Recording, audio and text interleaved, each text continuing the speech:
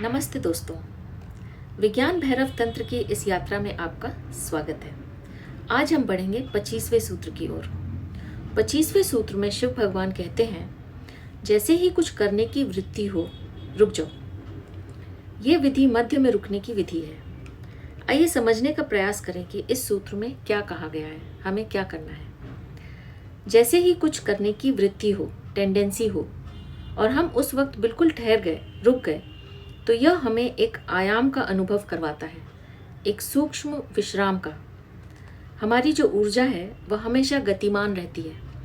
Energy is always in motion. या तो वो बाहर जाती है या हमारे भीतर आती है। ऊर्जा कभी ठहराव में नहीं होती, अगति में नहीं होती, और अगर वह अगति में है तो वह ऊर्जा नहीं है। और ऐसा कुछ भी नहीं है जो अगति में है। प्रत्येक चीज कहीं ना कहीं गति कर रही है। जब कुछ करने की वृत्ति हम में पैदा होती है तो इसका मतलब यह है कि ऊर्जा बाहर जा रही है, हमारे भीतर से बाहर जा रही है। और ऐसे क्षण में जब हम अचानक ठहर जाते हैं तो हम ठहर जाते हैं, मगर हमारे साथ हमारी ऊर्जा नहीं ठहरती। हम अगति में हैं, रुके हुए हैं, मगर ऊर्जा अगति में नहीं है। वो अगति में नहीं हो सकती। और जिस यंत्र के द्वारा, यानी हमारे द्वारा वह गति कर रही थी, वह यंत्र ठहर गया है। ऐसे में वो ऊर्जा क्या कर सकती है? वह रुक नहीं सकती, स्थिर नहीं रह सकती। वह बाहर जा रही थी हमारे द्वारा और हम रुक गए।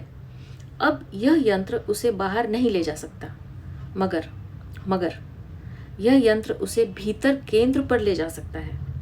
अब वह ऊर्जा भीतर की ओर गति करेगी और हम हर क्षण जाने अनजाने अपनी ऊर्जा को रूपांतरित कर रहे हैं, उसके आयाम को बदल रहे हैं। तो हमें जैसे ही कुछ करने की वृत्ति हो, ठहर जाना है।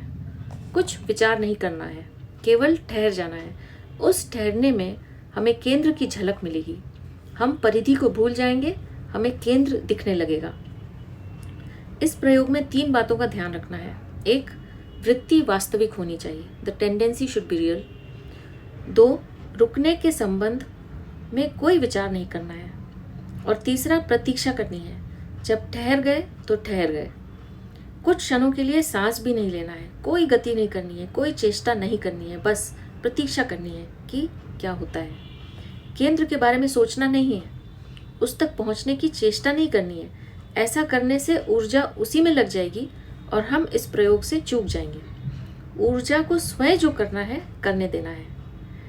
ऐसे ठहरना है जैसे कि पूरा जगत ठहर गया है, कहीं कोई गति नहीं है, केवल हम हैं। उस केवल अस्तित्व में अचानक केंद्र का विस्फोट होता है।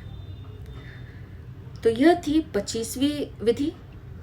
आप भी इस विधि का प्रयोग कीजिए और देखिए कि आपको कैसा अनुभव होता है। अब मैं आपसे आज्ञा लूंगी। आपका बहुत बहुत धन्यवाद।